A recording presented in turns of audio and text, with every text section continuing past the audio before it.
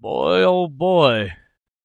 Who would have thought that a $355 million ruling against the former president and current GOP frontrunner Donald Trump would lead to truckers wanting to boycott New York City? Um, Makes sense. Most truckers out there are conservative. Most truckers out there require, I don't know, petroleum fuel to run their trucks. And all they've seen is a hyper liberalized inflation of fuel, gas, diesel, petroleum products in general. And now they're talking about, you know what?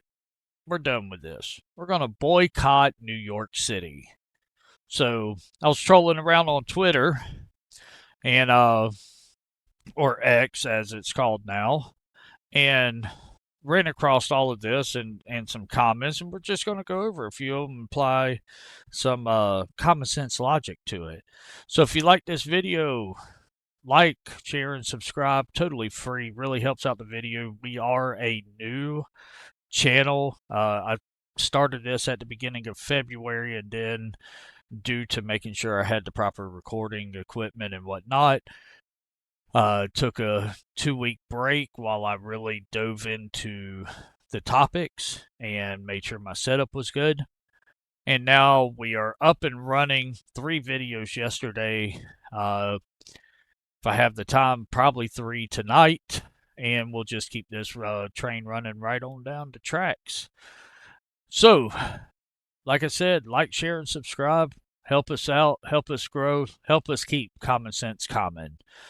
So, the real Trucker Jake, I ran across this tweet here, and I was like, what's the real Trucker Jake and what he has to say? And let me tell you something, this dude is funny. So, but he had to say, liberals laugh as though a trucker boycotted New York City. A few years ago, a trucker boycott brought the state of Colorado to its knees. MAGA patriots make this country run. Liberals make our coffee. So let's see what he has to say. Good morning, Patriots. This is Trucker Jake. There's talk of a trucker boycott of the city of New York to protest the persecution of President Trump. Now, liberals seem to think that this is a pretty funny idea. Let me tell you a quick story.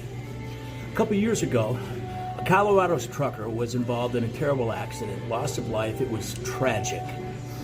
The Colorado judge sentenced that trucker to 110 years in prison. Now, you decide for yourself whether or not he deserved that prison sentence, but when truck drivers from around America heard about that sentence, they organized a boycott against the state of Colorado. And within a month, they brought the state of Colorado to its knees. That judge resentenced that trucker from 110 years to 10 years in prison.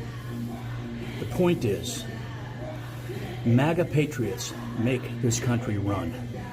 Liberals, they make our coffee. This is Trucker Jake. God bless President Trump. God bless MAGA America. God bless our truckers. Y'all have a blessed day. Yeah. I mean, what he says is true. 90% of all goods delivered in the United States are delivered by truckers. Truckers are predominantly, conservative Republicans. They are big time America, make America great. My grandfather was a trucker, one of the most patriotic men I've ever met in my life. So yes, he is correct. MAGA patriots make this country run, because without the truckers delivering the goods to the stores, I mean, how do y'all think they get there? They don't magically appear.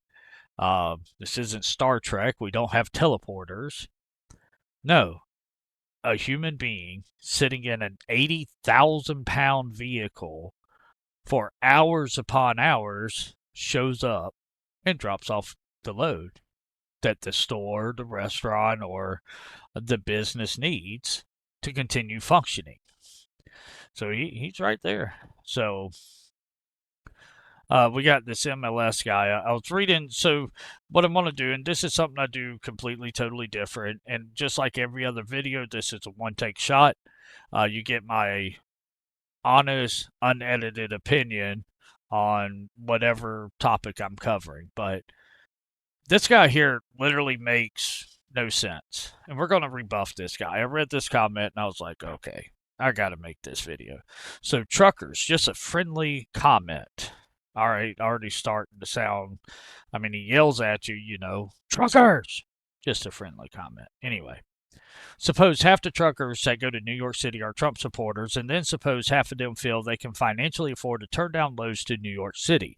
That means for every 4 trucks that normally goes to New York City, 3 are still going, and may even get a bonus for taking a load to New York City, resulting from a small shortage. Now, the worst of it. You're making the financial sacrifice that may result in your kids getting fewer toys for Christmas or not being able to take a family vacation, all for the self-proclaimed billionaire that would give you $1 for a cup of coffee at McDonald's. All right, first off, if half the truckers are Trump supporters and half of them say they can't go, so you're saying for every 4, 75% is still going. I did a little research. Let's see how many trucks go to New York City daily. Right here, how many trucks enter New York City every day? So 200 million tons of freight moving out of the 5 boroughs every year. The trucking industry is the backbone of New York's freight movement, responsible for delivering nearly 90% of these goods. More than 120,000 commercial trucks enter and exit New York City every day, and that number is increasing. There's another number up here of 125,621, with 73,583 daily trucks going to Brooklyn alone, the Brooklyn crossing. So let's say this guy's math is correct. MLS's math is correct, right? 25% of 120,000, right? That's 40,000 trucks, right? And 25%, right? No, 30,000. 3 times 4 is 12. So 30,000 trucks. That means only 90,000 trucks are going. To keep a sustainable supply for every business in New York, they're already telling you that 120,000 trucks a day are required. That's your minimum. If that's how many is currently going every day with the number increasing, your minimum's 120,000 just to keep everybody stocked and supplied. Well, now you just lost 30,000 of those, Mr. MLS. Who's going to pick up those 30,000 loads? Well, let's see what other people had to say about it, right? Have you ever, that's unimportant. I don't care if you're a Democrat or a Republican. Truck driver's a truck driver to me. Nope.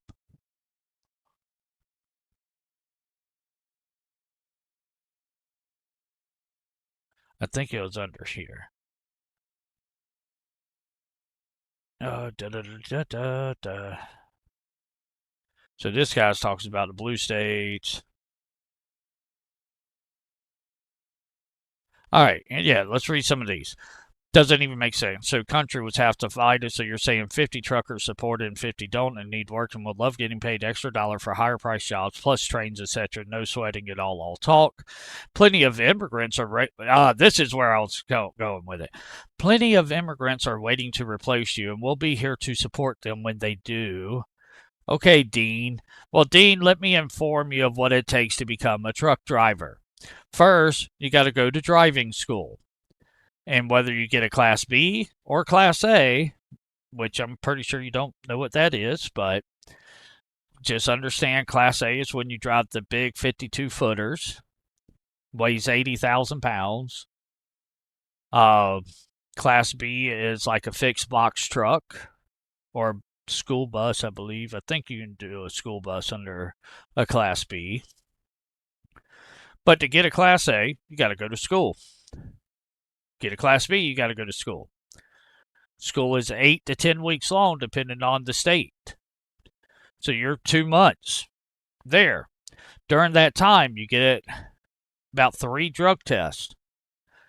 During that time, you also get a full background check. During that time, you have to take a test that's written in English. So I don't know how many immigrants you're expecting to replace these 30,000 truck drivers who have the money to pay anywhere from five to $10,000 to go to the school, have to take a written test that's written in English. Not saying all immigrants don't know English, but I know a lot of southern border crossing immigrants don't know English. Um, then you got to take a driving test. Plus, you got to learn a 215 point inspection and be able to point out and name every single part. And once you do all of that, then you got to get hired on by a carrier because generally no insurance company is going to take a rookie driver. So you got to get hired on by a carrier. And so that's number six. And then once you're hired on by a carrier, you're going to go through anywhere from 3 months to 6 months of driver training with the carrier, riding with a trainer, and that's usually very localized. So unless these immigrants are in New York that go through the classes and take the test and do the driving test and then inspection and then get their insurance and then pay their licensing fee and then go get their medical card and get their physical to have 3 drug tests, pass a background check. So you're going to be riding with a trainer for 3 to 6 months, usually riding locally, usually within your region. So it's usually 1, 2, or 3 states. And then you'll get evaluated after those 6 months on how many hours you drove, your logbooks. Oh, that's another thing. You got to take a logbook test. Um, so, and you got to be a legal U.S. citizen with a valid U.S. license, not and don't have any points on your license, depending on your state. And then you're going to get evaluated after these 6 months. So we're already 3 months of training, probably a month waiting to get on with the carrier. So we're 4 months. And then 6 months of training driving. So now we're 10 months into the year. And then the carrier's going to evaluate you and say, okay, yeah, we're going to let you go solo. And then when you go solo, odds are you're still going to be doing local loads, 2 to 3 state, what I call local or regional. And then let's say, since most truck drivers come from the Midwest or from the South, let's just say you're Florida, Georgia, Tennessee, Alabama, Mississippi, or Oklahoma. So you're really not making it out there to New York. Once you do all of that, then I'm pretty sure these drivers is going to worry about the immigrants replacing them. Until then, you're an idiot. So if this is successful, some companies in red states will be unable to get their products to the port of New York for export or supplies and parts from the port. This would lead to those companies having to lay off GOP voters. How would that actually help in an election year? Okay, here we go. So the port of New York, it's only one port on the eastern coast. There's also Virginia. There's also many ports in Florida. Ports in Georgia, South Carolina, what other coastal cities? I mean, it's not like that's the only port on the eastern seaboard. It's a pretty big ocean out there. Yeah, it's a big port, but it's not the only one. So, anyway.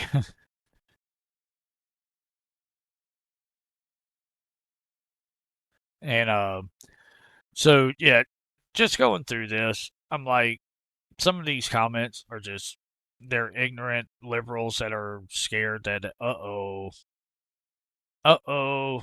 if they actually do protest? Because understand the thing in Colorado actually happened, and this is what they're scared of, because they can't produce.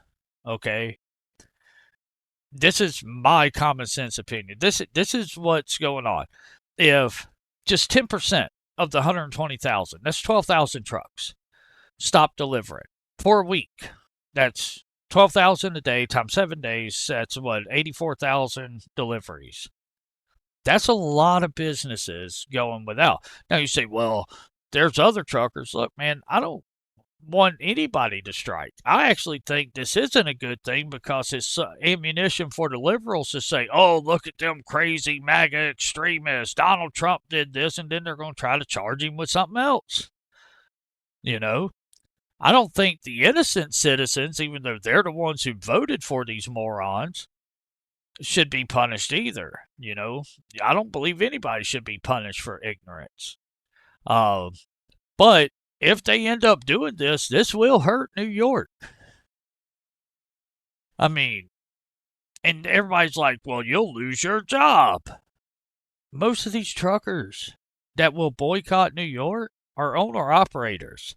They can choose to take any load they want.